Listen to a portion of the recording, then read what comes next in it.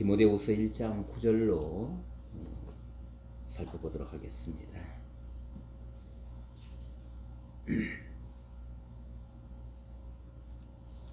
1장 9절로 우리 11절까지 우선 합독을 하도록 하겠습니다. 하나님이 우리를 구원하사 거룩하신 소명으로 부르심은 우리의 행위대로 하심이 아니요 오직 자기의 뜻과 영원 전부터 그리스도 예수 안에서 우리에게 주신 은혜대로 하심이라. 이제는 우리 구주 그리스도 예수의 나타나심으로 말미암아 나타났으니 그는 사망을 패하시고 복음으로서 생명과 썩지 아니할 것을 드러내신지라. 내가 이 복음을 위하여 선포자와 사도와 교사로 세우심을 입었노라. 아멘.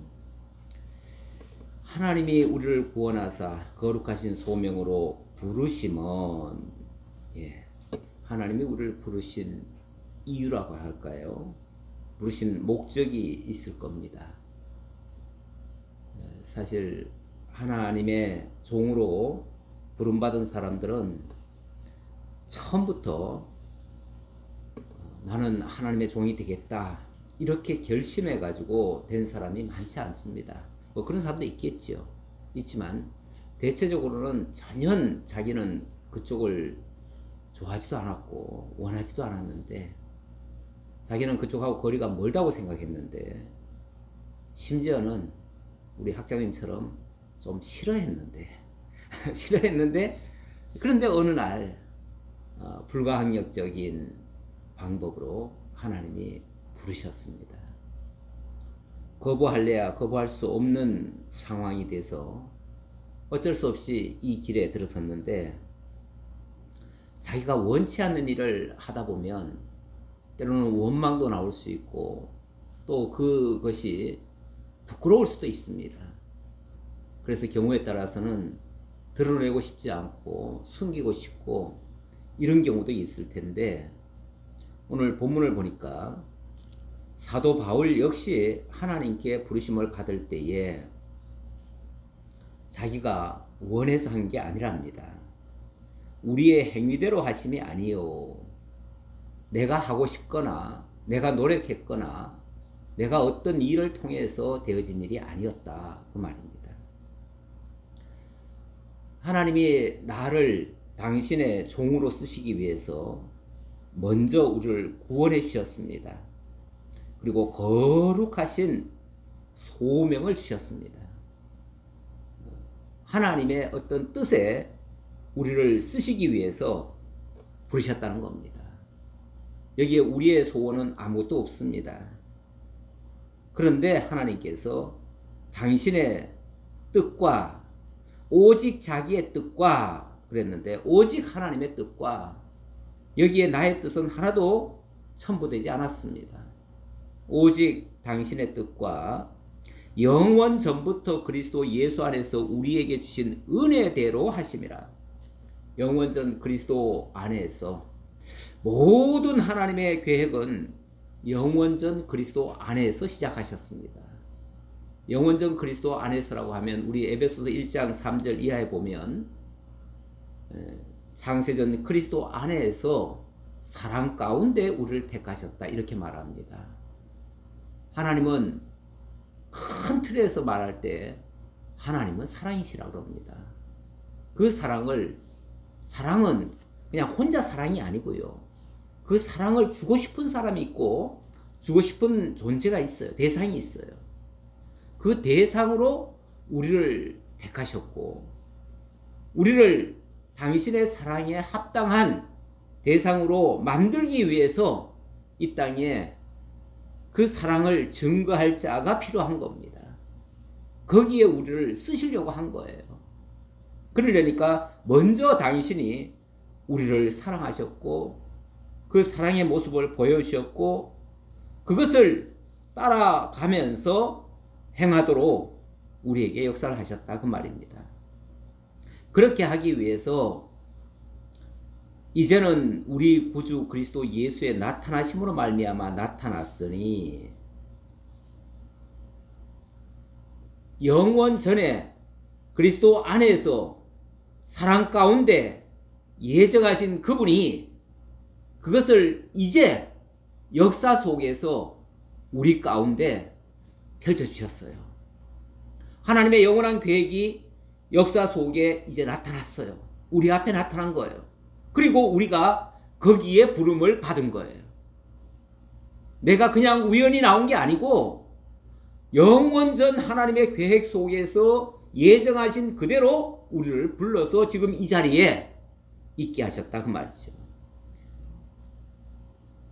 이제는 우리 구주 예수 그리스도 예수의 나타나심으로 말미암아 나타났으니 그리스도가 오심으로 말미암아 그리고 그분이 하신 일을 통해서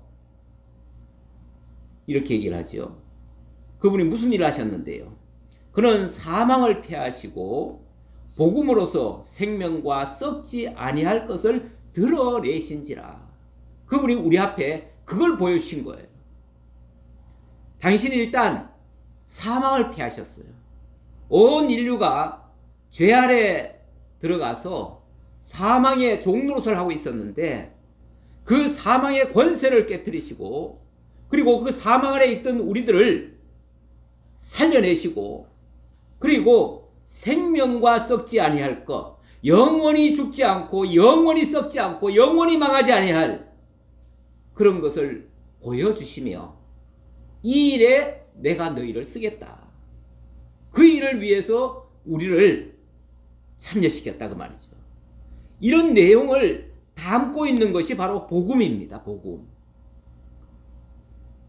우리 예수님이 오셔서 사복음서를 보면 곳곳에 다니시면서 뭐 병자를 고치시고 또 무슨 일을 하시고 또 뭘 하시니까 이게 예수님의 주 사역인 줄 알지만 예수님의 주 사역은 당신이 사망의 권세 아래 있던 자들을 건져내기 위해서 당신이 사망의 굴 속으로 들어오신 거예요. 그리고 당신의 몸을 희생하면서까지 우리를 살려내신 거예요. 그리고 우리를 다시는 썩지 않고 망하지 않도록 사망하지 않도록 영생으로 인도해 주신 일이에요. 이게 예수님이 하신 핵심이에요. 자꾸 교회가 뭐 다른 것들에 우리가 자꾸 초점을 맞춰가지고 예수님이 이렇게 하셨으니 우리도 병자를 고치고 예수님이 이렇게 하셨으니 우리도 어떻게 해야 된다. 예수님 하신 행적 그대로 따라가려고 하는데 예수님이 하신 일은 딴 거 아니에요. 여기 있는 것처럼 그런 사망을 패하시고 복음으로서 생명과 썩지 아니할 것을 드러내신 거예요. 그걸 복음으로 담아주셨어요. 그리고 그 복음을 우리에게 들려주시고 우리로 하여금 그 복음의 선포자가 되도록 내가 이 복음을 위하여 선포자와 사도와 교사로 세우심을 입었노라. 복음은 일단은 우리가 선포하는 거죠. 선포하는 거예요. 듣든지 아니 듣든지 그냥 선포하는 거예요. 뭐 계산해가지고 선포하는 게 아니에요. 하나님이 이런 분이시다. 하나님은 살아계셨다. 그분은 우리를 이렇게 사랑하셨고 이런 목적대로 이렇게 하셨다. 십자가를 지셨다. 이런 내용을 선포하는 거예요. 선포. 그리고 사도와 교사로 세우심을 입었다고 하는데 그 내용을 이제 교사로서 자세히 설명하고 풀어주고 알려주고 깨닫게 하는 그 역할을 하는 일이다 그 말이죠. 그런데 이런 일을 하면 세상에서 환영을 받아야 마땅하지요. 왜냐하면 다 죽어가는 사람들을 살리기 위해서 지금 이런 역사를 하는 거니까 환영을 하고 기뻐해야 될 텐데 세상은 결코 그렇지 않습니다. 왜냐하면 기본적으로 이 세상이 악한 사단의 권세 아래서 사망의 늪에 지금 빠져 있기 때문에 그 사망 가운데 있던 자들이 육은 살아서 움직이지만 영은 이미 죽었기 때문에 이걸 분별할 힘도 없고 능력도 없습니다. 그러니 이 복음을 전하는 자를 곱게 보질 않고 그들을 핍박을 합니다. 고난을 줍니다. 불이익을 줘요. 그러다 보니 이 복음을 전하면 내가 이렇게 진심을 다해서 선포를 하고 내가 이 선한 일을 위해서 지금 내 모든 것을 희생하는데 알아줘야 뭔가 힘이 날 텐데 세상이 알아주질 않아요. 알아주질 않으니까 이것 때문에 부끄러워질 수도 있어요. 그런데 이 사도 바울이 하는 말이 이로 말미암아 내가 또 고난을 받지만 그러나 부끄러워하지 않는다. 부끄러워하지 않겠다. 왜냐하면 내가 믿는 자를 내가 알고 또한 내가 의탁한 것을 그날까지 그가 능히 지키실 줄을 확실하기 때문에 그렇다. 우리는 이 세상에다 소망을 두고 있지 않습니다. 이 세상을 통해서 하나님의 영원한 것을 보여주신 그분을 의탁하기 때문에 그분만을 믿고 그분이 인정할 줄 알기 때문에 그분이 나를 알고 내가 그분을 알았다면 그분이 가는 길에 그 고난과 그 모든 것들이 있다 할지라도 뭐가 부끄럽냐 이 말이죠. 오히려 그 고난에 동참한 것을 기뻐하였더라. 영광으로 여겼더라. 이렇게도 하는 장면이 있었지요. 그러면서 마지막은 자기의 사랑하는 제자 디모데에게 부탁하는 말입니다. 너는 그리스도 예수 안에 있는 믿음과 사랑으로서 내게 들은 바 바른 말을 본받아 지키고. 그러니 이제 이 복음의 전도자로 다시 부름을 잊게 될 디모데를 향해서 어쩌면 안타까운 마음도 있지요. 예수님이 왜 그런 얘기를 하잖아요. 에베소에서 건너갈 때 사자들이 어린 양을 그냥 물어뜯듯이 삼키려고 하는 그런, 그러니까 내가 너희를 그 어린 양을 갖다가 마치 사자의 굴에다가 집어넣는 것 같다. 예수님이 그런 게 아니라 이제 사도 바울이 그 얘기를 했죠. 사도 바울이 에베소를 떠나면서 그 얘기를 한 적이 있어요. 그 제자들을 볼 때에 환영은 못 받고 가는 곳곳마다 핍박을 당할 것이고 조롱을 받을 그들을 생각하니까 마치 사자의 입에다가 그 정말 아무것도 모르는 그 어린 양을 갖다가 밀어넣는 것과 같다. 너무 안타깝다. 그래서 주님께서 그들을 돌봐주시라고 하나님께 부탁하면서 이들을 정말 정녕 하나님께 의탁하면서 그렇게 가는 내용인데, 여기도 이제 그런 마지막 당부의 말씀이에요. 그럼에도 불구하고 너희가 받은 그 믿음과 사랑, 예수 안에 있는 믿음과 사랑, 이것을 들은 대로 그대로 잘 간직하고 우리 안에 거하시는 성령으로 말미암아 내게 부탁한 아름다운 것을 지키라. 내게 부탁한 아름다운 것, 그건 하나님이 하신 그 아름다운 역사들, 그거를 이제 우리가 부끄러워하지 않고 증거하는 일, 그 일에 많은 부끄럽게 느낄 만한 것들이 발생할 수도 있겠지만, 그러나 이 소중한 것 때문에 그것을 부끄러워하지 않고 끝까지 지켜가기를 당부하는 말씀. 그 말씀이 오늘 우리들에게도 꼭 필요한 말씀 같아서 다시 한번 이 말씀으로 권면 드리면서 말씀 마치겠습니다. 감사합니다. 하나님,